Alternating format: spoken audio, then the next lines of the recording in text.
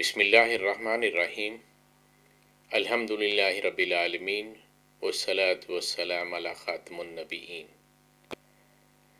نبی محتشم صلی اللہ علیہ وسلم کے بے مثل اور بے نظیر فیصلے جو رہتی دنیا تک عدل کی اساس رہیں گے اور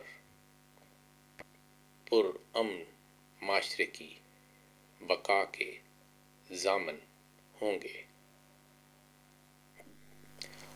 حضرت عقبہ بن حارث رضی اللہ عنہ روایت کرتے ہیں کہ ایک شخص نعمان یا نعیمان کو نبی کریم صلی اللہ علیہ وسلم کے پاس ایسی حالت میں لایا گیا جب وہ نشے میں تھا۔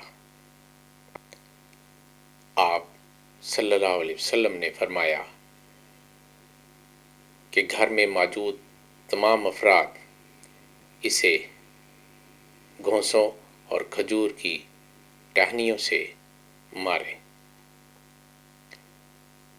عقبہ بن حارث رضی اللہ عنہ فرماتے ہیں کہ میں بھی اس کو مارنے والوں میں شامل تھا۔ نبی کریم صلی اللہ علیہ وسلم کے دور ہمایوں میں اور حضرت ابوبکر صدیق کے دور خلافت میں جب کوئی نشے میں لایا جاتا تو اسے گھونسوں اور جوتوں سے مارا جاتا۔ پھر حضرت عمر بن خطاب رضی اللہ عنہ کے ابتدائی دور میں 40 کوڑے مارے جاتے۔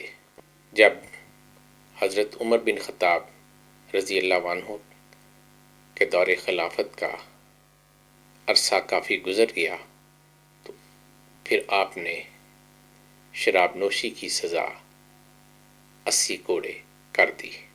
حضرت عثمان رضی اللہ عنہ نے حضرت علی کرم اللہ وجہ کے مشورے سے ایک شرابی عقبہ بن ولید کو 80 کوڑے مارے۔